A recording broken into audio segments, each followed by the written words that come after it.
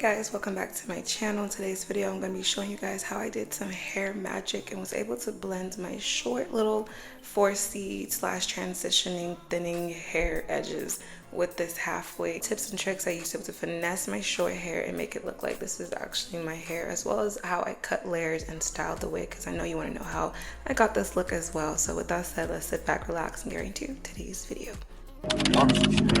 She's a bad thing, fine as hell, thick as fuck, oh my god, that's my baby, Caroline. This is a Coarse Yaki half wig. It's about 20 inches, I believe.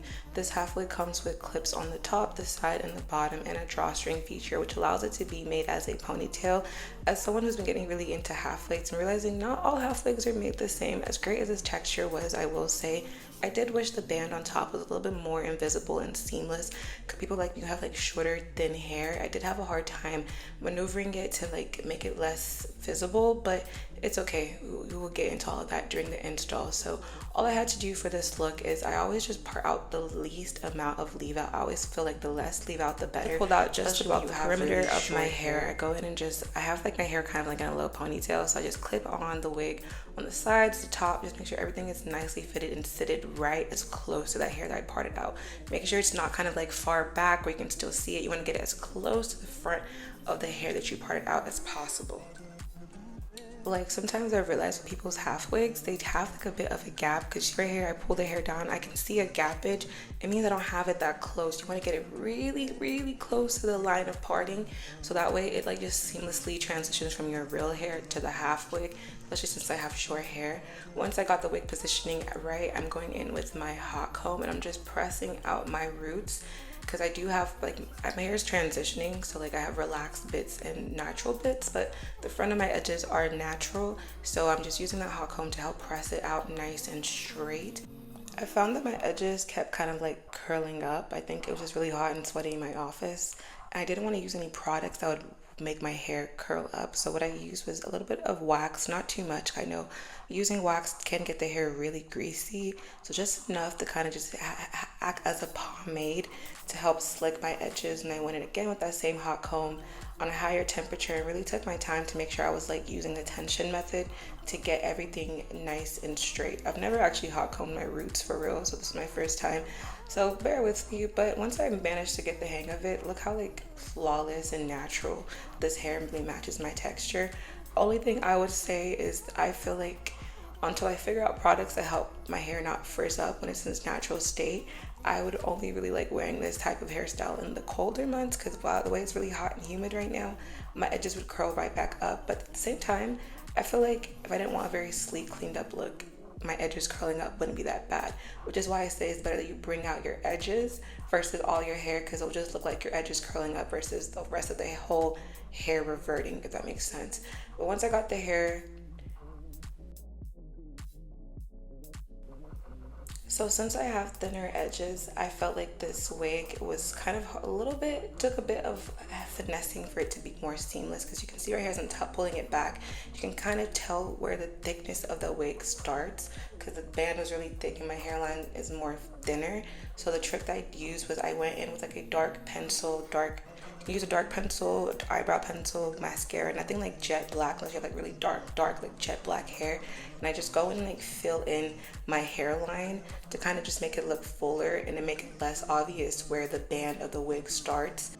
I use the same logic that I use whenever I'm filling in my eyebrows. I don't like to do heavy strokes, I do light strokes. I use my fingers to rub it out to make it less like obvious that I drew in my hairline, and voila, now it looks a lot more natural and doesn't look as obvious where the band in my hairline starts. Now let's get into cutting some layers and shaping this hair. I feel like layers are necessary, especially when you do like half wigs, because it's going to help it just look like it's your hair, because when it's all one length and the front is really short, it doesn't look as realistic. To cut my layers these days, I start off by like putting my hair half, like sectioning half of the hair for my ears, and I bring all the hair up to a 90-degree angle, bring it all the way, and I'm cutting straight across. Since I've been doing this for a bit, I know exactly where to cut, but just be careful, don't cut too much, because this might look like a little bit, but once you put that hair back, you realize you've added a whole lot of layers. But this is like my new favorite way of just like adding shape to the hair instantly and giving me kind of like a guide to where to work with. So now like I know where the shortest layer is going to be, and I split the hair in two and I bring all the hair off to the side. This is about like a, what would I call this, 45-degree angle. I'm bad at math, but whatever angle this is, and I just glide my scissors going diagonally down across, and this will help just kind of like blend all those layers together. And I do the same thing on the other side. I'm still practicing on my layer cutting skills. That's why like verbally I'm probably not making the most sense, but visually I hope I am. And one day when I finally probably master the art of cutting layers like perfectly, I'll make a detailed tutorial where I can actually like explain it. But I will say the way that I learned to visualize where I need to put my layers is by playing with the hair and seeing how I want it to move and flow once it's like styled. So you see me flip the hair over, kind of I'm doing a flip over, I'll flip the bangs and put the hair in my face. I can like visualize what pieces of hair, when the hair is curled, is going to fall in my face. So I found those pieces, I bring them again to 90 degrees, bring them all the way right down to my face, make sure I get everything nice and even as I'm combing my hands through it. And I'm gonna cut around like my lip area, then it's gonna create an even shorter layer. And when I flip back, you see how like it just falls like a layer. Even though I'm cutting straight across in that 90-degree angle, when you put the hair back, it's gonna like fall diagonally. And then the same thing again, I'm using that short layer as a guide and cutting my scissors diagonally, following that shortest piece of hair. I feel like verbally I'm doing a terrible job explaining this, so I'm just gonna stop talking and let y'all visually watch what I'm doing.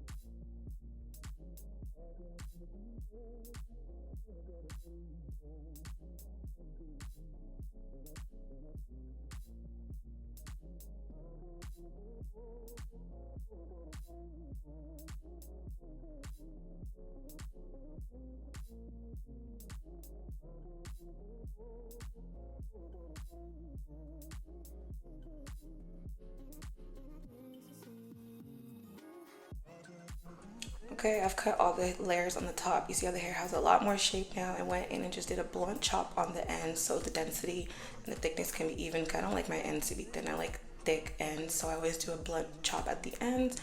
And now I have layers. I got some shapes. When I curl the hair, it's gonna like just have a lot of movement and it's gonna make a lot more sense. Now we are ready to go ahead and do some styling. For styling, I'm using my Garnier Fructis Sleek and Shine Serum. Does exactly what it says. It gives the hair some sleekness and some shine, and I kind of use it as a heat protectant in a way. I curled this hair two different ways because I didn't know what was going to be the best way to achieve this style. First, I went in using my 1.5-inch curling iron. It's like the biggest barrel I have, and I did curls all going towards my face because I've never done curls going towards my face. I always do away from my face. And this type of look, it was more of like a looser curl, and it has its own type of look. If this is the look you're going for, here's the recipe to achieve that. But this wasn't what I was going for. So after I took these curls down, I decided that actually I'm going to use a flat iron because I think the look I wanted, I need a smaller barrel. The barrel I used was too big earlier, so I'm using my flat iron to do flat iron curls. And for these curls, I did them going in alternative directions. That's what gives that blowout look. So you do one curl going in your face, you do another curl outwards, and you just repeat that, so forth and so on. So basically, you don't have to use a flat iron to get these same curls. Just use something with a smaller barrel, like a 1-inch to like a 1/4 inch, and make sure your curls are going in alternate directions. If they're all going in the same direction, when you bring them down, they're gonna like clump together, and that's not the look we want. The blowout look is more when the curls are not coming together, and you can kind of see each individual curl. That's what gives that blowout look. And for the bang area, I And for the bang area, I ended up curling that one inwards towards my face. I'm also going in and pin curling this hair because this is kinky straight hair. Kinky straight hair sometimes does not want to curl, but luckily for me, this kinky straight hair does hold a good curl, but definitely pin curling it gives it a better chance for the curls to cool and for them to actually like hold the shape and last longer. For the bang piece, I like to always curl this one kind of like inward towards my face. So like how you would bump the ends of a Chinese bang is how I imagine it. So I bring it down coming towards my face, and I twirl the curling iron or flat iron, whatever I'm using, and I bring it inwards. This way, whenever I take the curl down, I use my hands to flip it in the opposite direction, and that's what gives it that certain look. Now once we're done curling, I just go in with my hands, a little bit of a comb, and I just start to like manipulate the hair to shape it the way it needs to be. I always say curling is half curling and then half manipulating it. Once you get your curls together, you gotta like start brushing, teasing, rotating, twisting pieces to fall the way you want it to fall for you to get that final look. It's not really often where I curl the hair and immediately it like looks the way it needs to look. I gotta do some finessing and finagling. Like this bang piece, I gotta like make sure I push. I like to make sure I push my real hair underneath the hair so it can kind of like cover up my short pieces. And I'm using a rat tail comb to comb through the curls because I want something with a finer tooth. I want the curls to still stay together. If I use a loose tooth comb, it would probably separate the curls a lot more. But that's essentially it for this look. Honestly, half wigs, once you figure out how to finesse your hair type and hair texture with them, they are super easy. Like I find them easier to work with than lace. Like just having to fight with my leave out, the littlest of my leave out is not that much. And here we are. It just looks so cute. I feel like this hairstyle, I've done this with a lace wig, but I think I like this hairstyle better with leave out and my natural hairline. I just feel like it just eats a lot better than with a wig. Like I did at the end add in a little bit of edge control. The reason why I didn't add edge control initially is because I was scared it would make my edges curl up. It did make it curl up because this was a water-based edge control. So can y'all comment down some non-water-based edge controls that you can use on your hair that doesn't curl it up? And then I hit my edges one more time with my small flat iron. And I just wanted to take those edges and the wig pieces and flat iron them together, just again to make it less obvious where my hair starts and the wig starts, you know.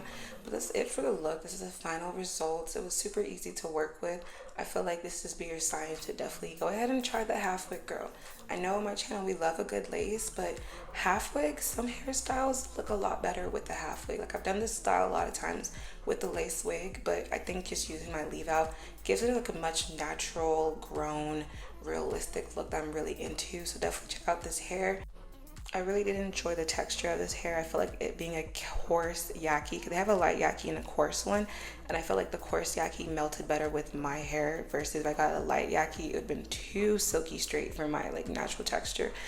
So this is me later on in the day at the end of the day, and I did curl the hair again, only a little bit. So I want to show you guys just like variations of curls. So these curls, these are all curls going away from my face in the same direction.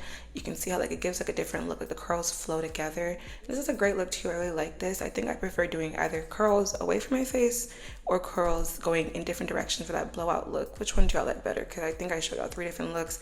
We have 1, the curls going towards my face with a really big curling iron, 2, the blowout retro look with the curls going in different directions, and this final look right here, the curls all going away from my face, and this was using a flat iron, not the curling iron. Overall, it was a really great look. I am definitely a convert to half wigs. I feel like they're versatile, they're easy to work with, very beginner friendly. If you get the right texture that works with your hair, they can be perfect for everyday use. And this wig, definitely check it out. I feel like it's a good kinky straight texture. Only thing, like I said earlier, if you have short, thinner hair in the front, you might have a bit of a like finessing to do, but as you can see here, I made it work. But yeah, that's all I have for you in today's video. Hope to see another one. Make sure you like, comment, and subscribe, and peace out, Girl Scouts. Goodbye.